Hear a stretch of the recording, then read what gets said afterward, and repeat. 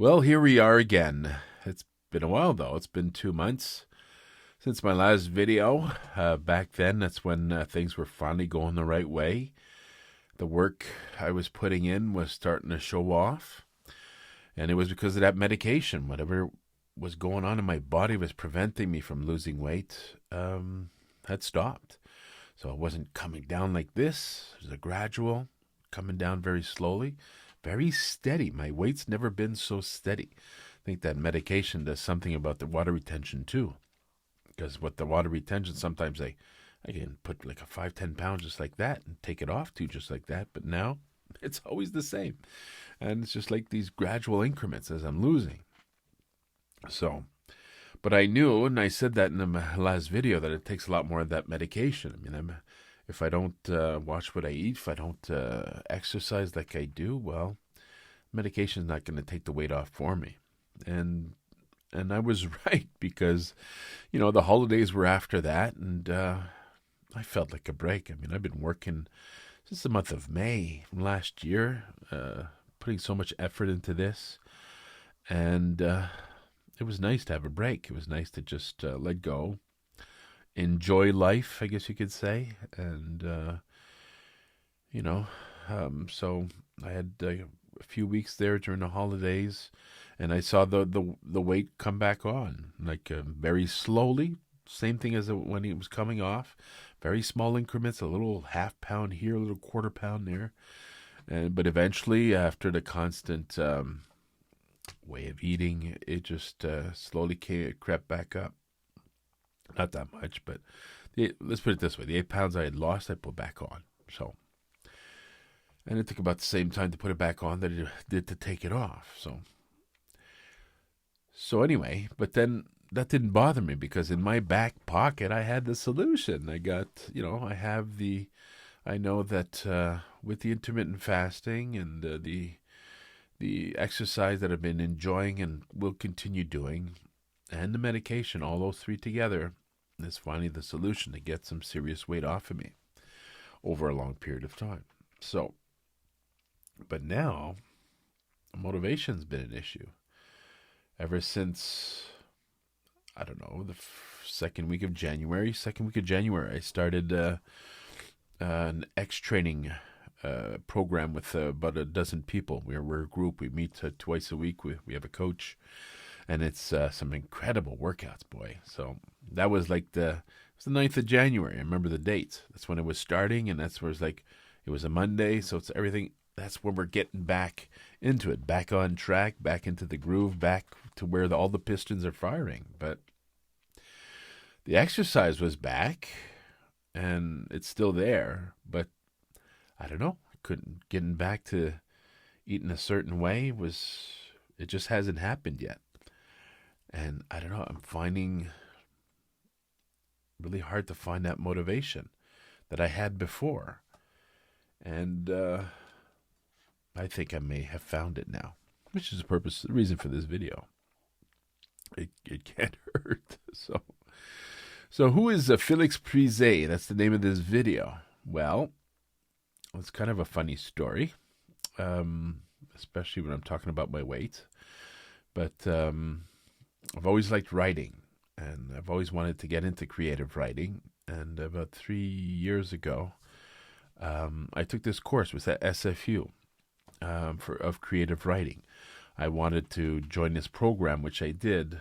It was like in January. I was doing this program with Humber College to get a certificate in creative writing, but I didn't feel like waiting 6 months.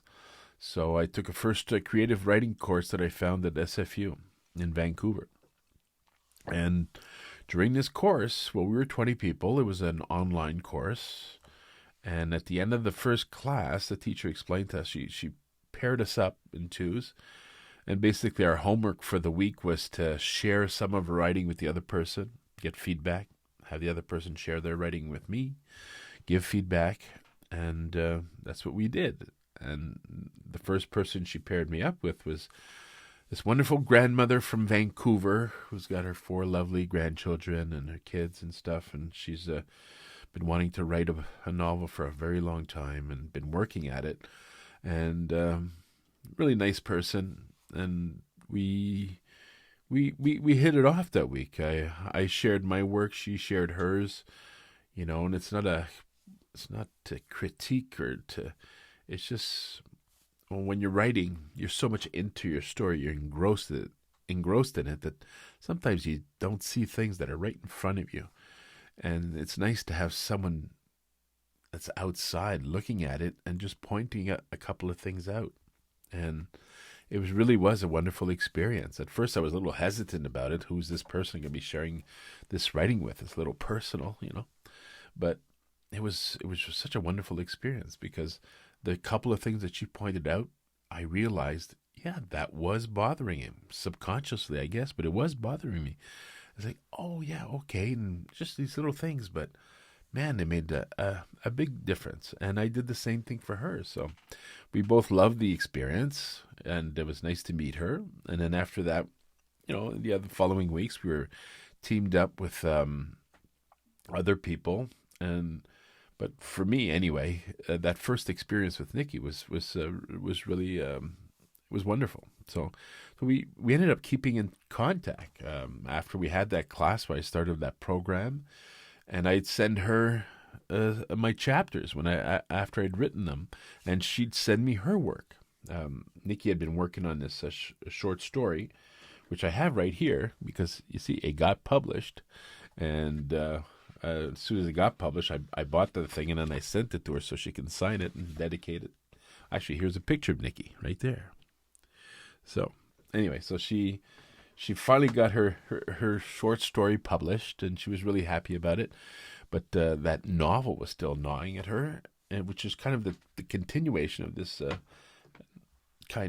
of this short story. And the principal character in both is a young boy named Félix Puissé. So that's who Félix Puissé is. It's a fictional character. And so we kept in contact, and it was... I think I helped her somewhat with her story, with what I described earlier, but she helped me too, because during those classes, we learned that, when we read someone's book, it's so wonderfully written, and wow, these authors are fantastic and stuff, but what we don't realize is that it's not their first draft. They wrote a first draft, and then a second, and a 10th, a 15th, a 20th, a 100th draft. Changes things here and there to just make the story flow and make it better. It's the same story, but it changes often.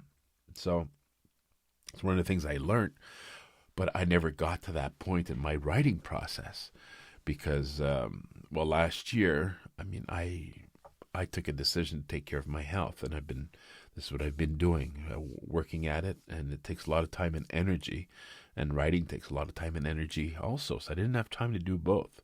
Health had to come first, so I put my manuscript on a shelf, and I'll get back to it when the day is right.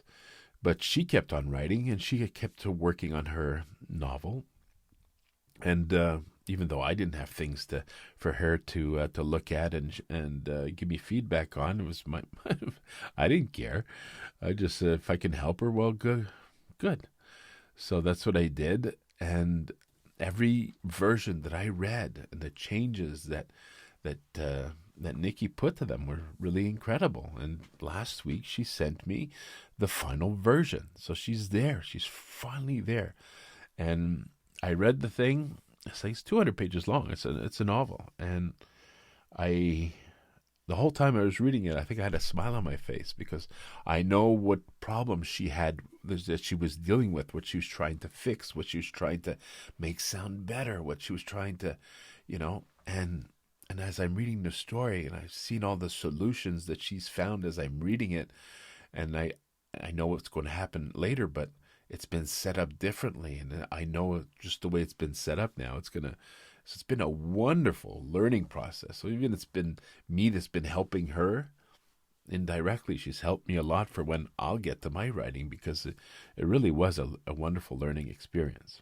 Now, besides that, like I said, the character in this book, the 13-year-old boy named Félix Puissé, and it's a story where his father was a drunk, and he could get physical with his mother, especially, and he went through a really bad ordeal when he was young, when he got caught in a fire and got scarred, and it was his father's fault and everything, and so he's living with all these inner demons, and it sounds I don't know. For some reason, I can relate with this boy. Everything he's working against inside of him is kind of similar to the stuff I work against, you know. So I kind of found some motivation there, you know.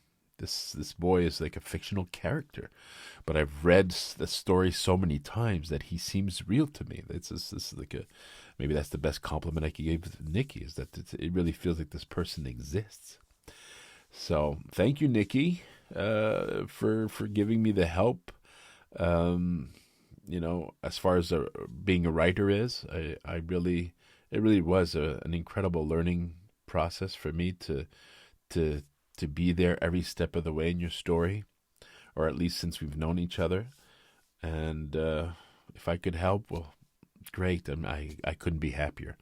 But know this now, that your character that you created is now motivating me to get back into what I've been trying to do for a while now, and put a kind of on the ledge. I put my manuscript there, but I kind of put this up there too for the last month or two. And it's about time I get back into it. So I've thanked a lot of people in these videos. I've had help from so many different people in different ways. Even sometimes they didn't even know they were helping me, but they were. And I guess this is another example of this. So, and Nikki's one of the people that actually watches these videos. So I guess she'll get to listen to this, which I'm glad. So thanks, Nikki. And hopefully Félix will be there in my head to push me on and give me a hand with what I'm trying to achieve, like he did in your stories. So thank you.